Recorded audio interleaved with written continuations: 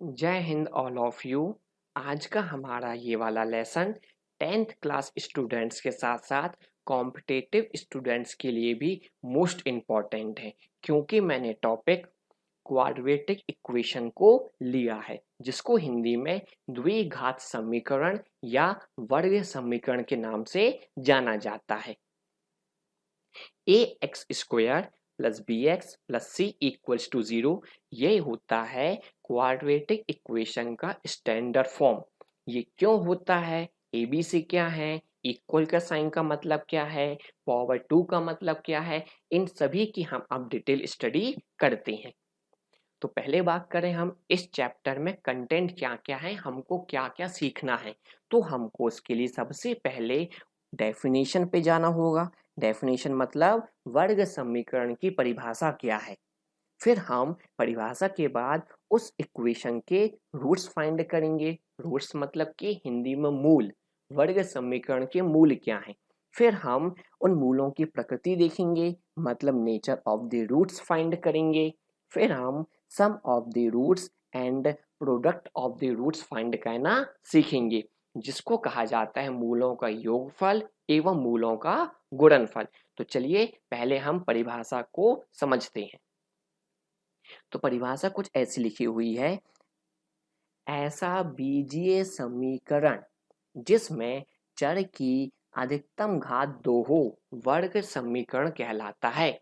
An algebraic equation in which maximum indices of variable is 2 is called quadratic equation।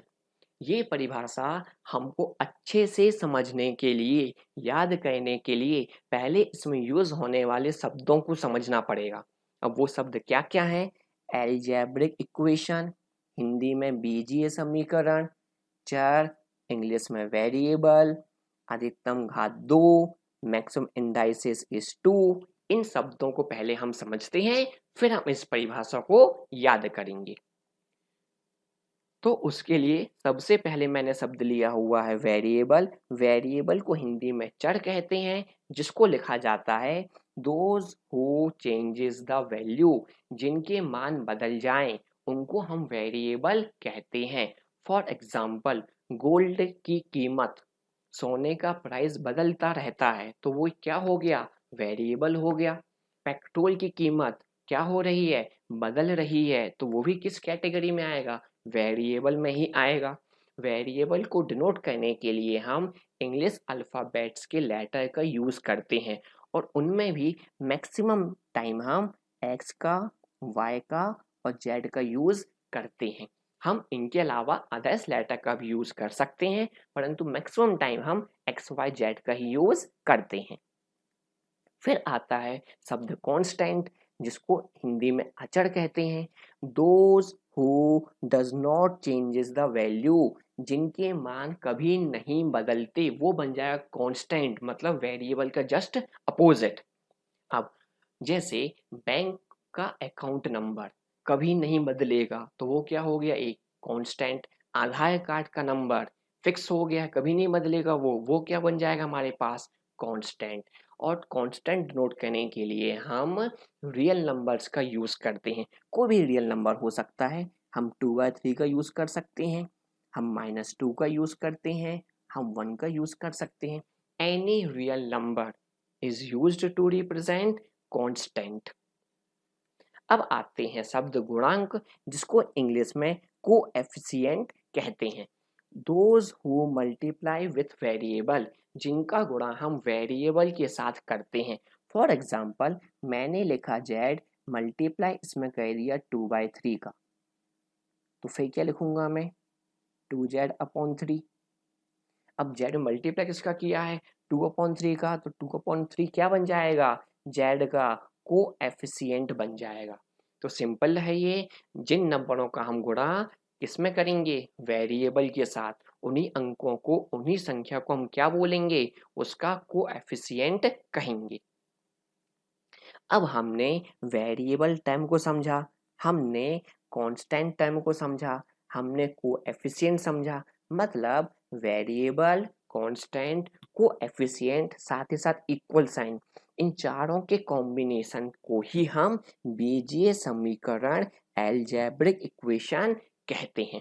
For example 5x + 7 = √/2।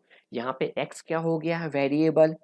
5 क्या बन जाएगा? x का coefficient. 7 और √/2 क्या बने हुए हैं? Constant term.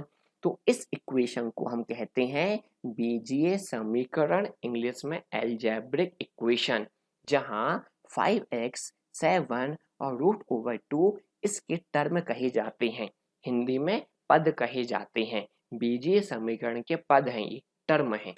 तो आई होप आपको एल्जेब्रिक इक्वेशन शब्द का मतलब अब क्लियर हो गया होगा। अब हम आते हैं वापस इसकी परिभाषा पे, इसकी क्वाड्रेटिक इक्वेशन की। तो परिभाषा हमने कुछ अभी ऐसे रीड की हुई थी, ऐसा बीजीय समीकरण जिसमें चर की अधिकतम घात 2 हो वर्ग समीकरण कहलाता है। An algebraic equation in which maximum indices of variable is 2 called it quadratic equation। अब हमको डेफिनेशन याद हो गई क्योंकि हमने सभी शब्दों का मतलब समझ लिया।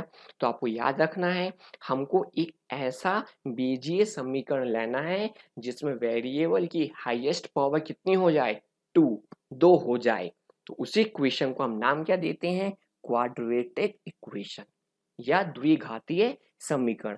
फर्स्ट एग्जांपल में हमने वेरिएबल क्या लिया हुआ है? x, और इस x की मैक्सिमम पावर क्या है इसमें? 2। तो ये क्या बन जाएगा? एक क्वाड्रेटिक इक्वेशन। सेकेंड वाले में भी हमने वेरिएबल क्या लिया हुआ है? x, और उसकी हाईएस्ट पावर कितनी है? 2। तो ये भी क्या बन जाएगा? एक वर्ग समीकरण। तो आई होप अब आपको परिभाषा अच्छे से समझ में भी आ गई है और याद भी हो गई है। अब हम बात करते हैं इसके जनरल फॉर्म की, मतलब standard form of quadratic equation.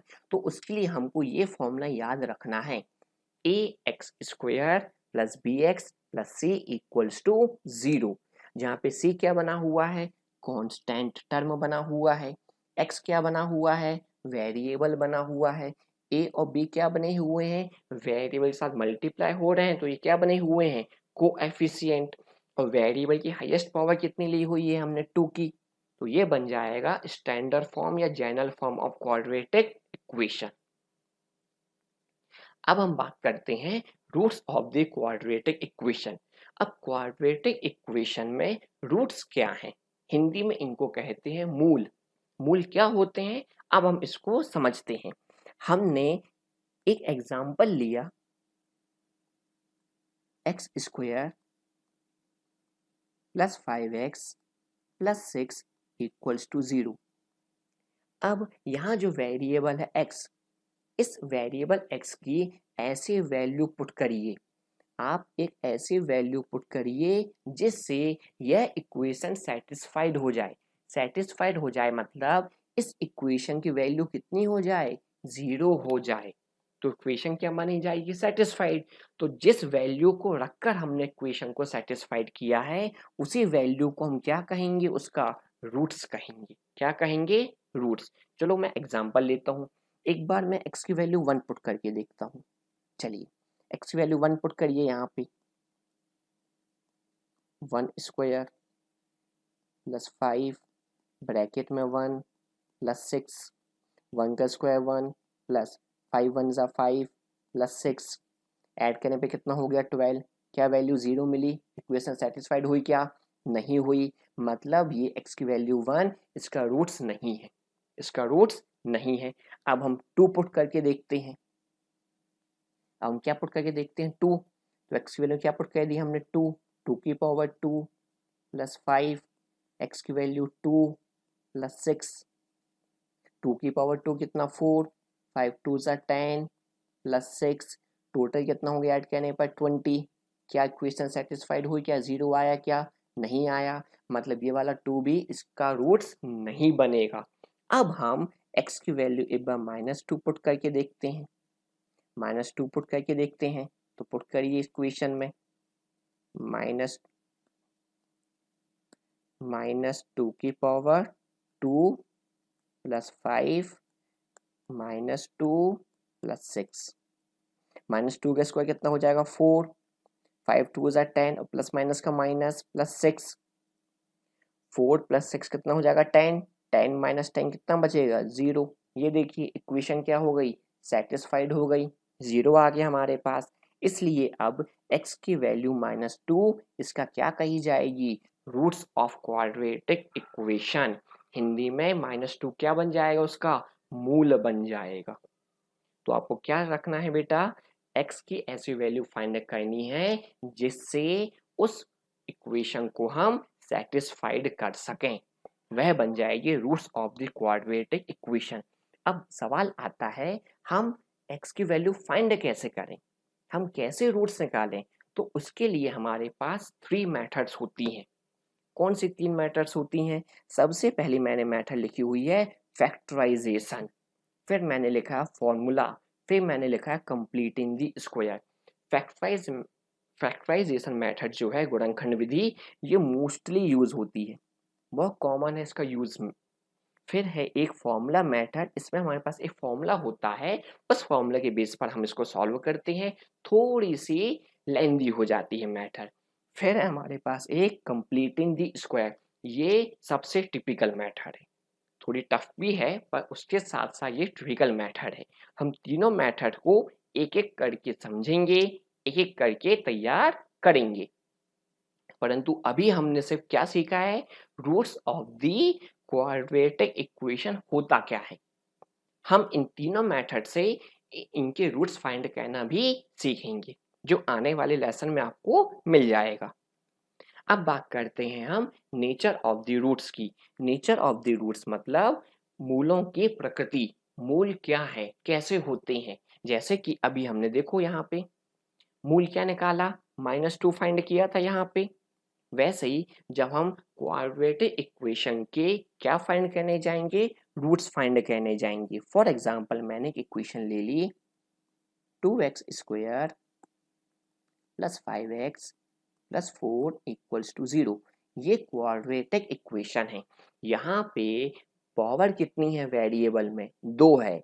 इसका मतलब इसके रूट्स भी कितने होंगे, 2 रूट्स होंगे।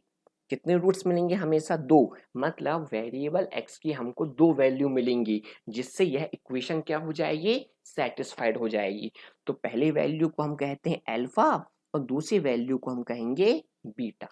क्योंकि इसके 2 रूट्स होंगे तो पहले रूट को हम किससे डिफाइन कर देंगे, अल्फा से, और सेकंड वाले को बीटा से।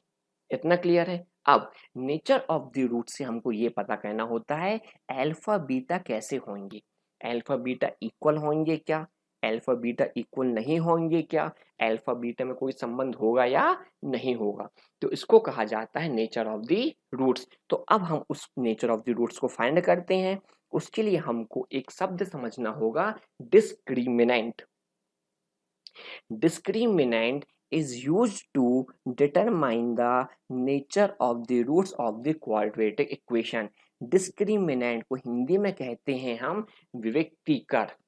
कैपिटल डी से इसको डिनोट किया जाता है और इसका फॉर्मूला होता है d = b² - 4ac।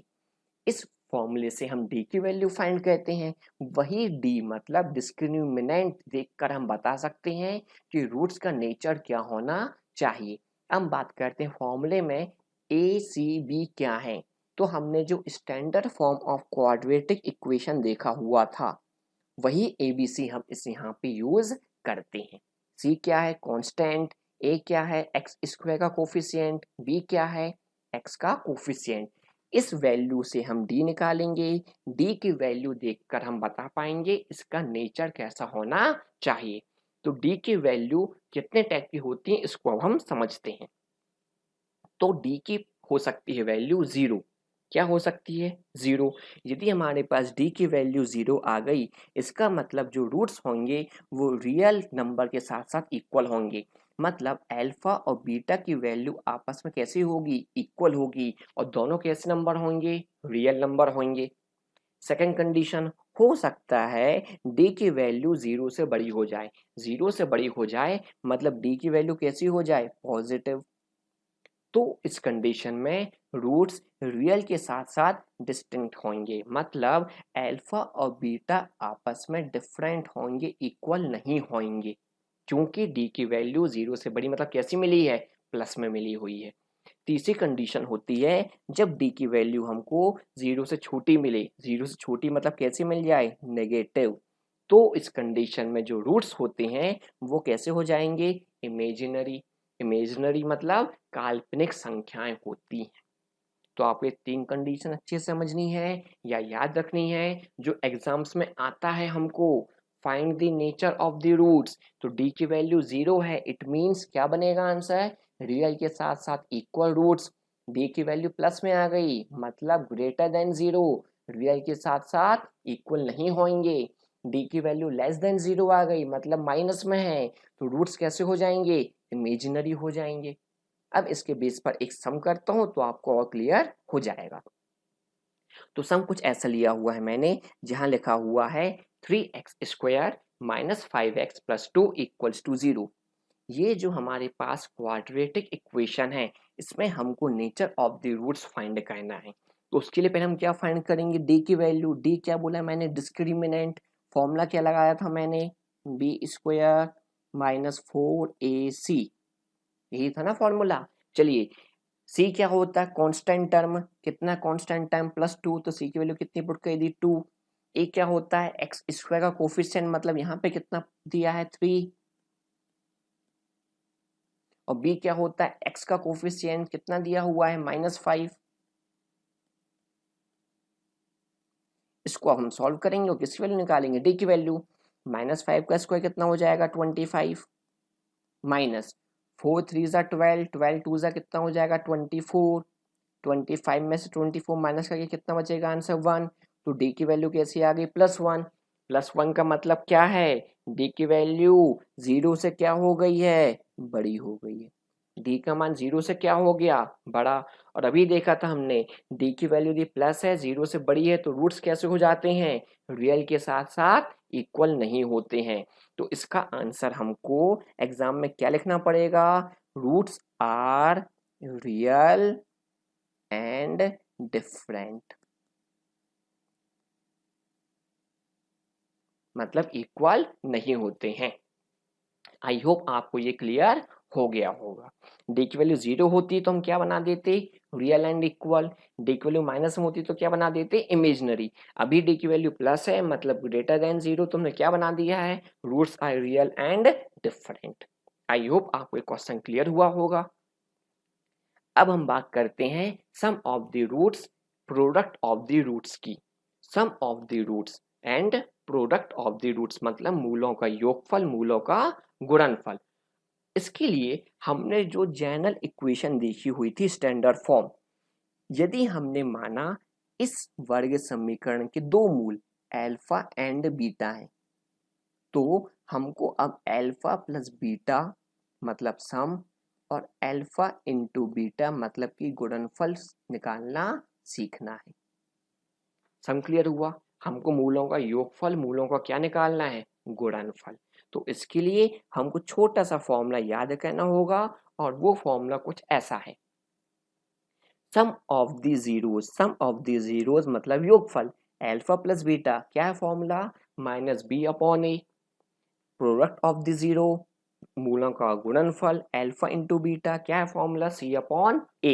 और b क्या लिखा होता है, देखिए आप, x का कोफिशिएंट, a क्या होता है, x² का कोफिशिएंट, साथ ही साथ माइनस साइन याद रखना है आपको, फॉर्मूला पूरा याद रखना है, alpha plus beta equals to -b/a, alpha into beta equals to c/a। और c क्या है यहाँ पे, कांस्टेंट टर्म है। दो फॉर्मूला आप सभी को याद हो जाएंगे, मूलों का योगफल, मूलों का गुणनफल। अब हम एक सम करते हैं। तो सम कुछ ऐसा लिया हुआ है, 3x का square plus 11x plus 6 equals to 0।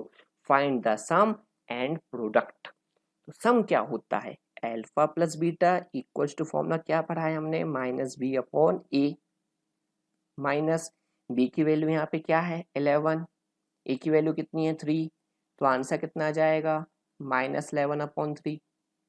Product में अल्फा इंटू बीटा गुणनफल c/a, c की वैल्यू कितनी है, 6, a की वैल्यू कितनी है, 3, और 3 से डिवाइड कर दीजिए तो आंसर कितना आ जाएगा, 2। इट मीन्स हमारे पास योगफल कितना आया है, -11/3 और गुणनफल कितना आया है 2। बस छोटा सा फॉर्मूला आपको याद रखना है, alpha plus beta minus b/a, alpha into beta c/a। तो ये हो गया हमारे पास sum of the roots and the product of the roots. I hope आज का ये लेसन आपको बहुत अच्छे समझ में आया होगा, जहां पर हमने क्वाड्रेटिक इक्वेशन की परिभाषा, roots, nature of the roots and sum and product of the roots को समझा है। नेक्स्ट लेसन में हम इसके कुछ सम आपकी बुक से करेंगे। तब तक के लिए जय हिंद ऑल ऑफ यू।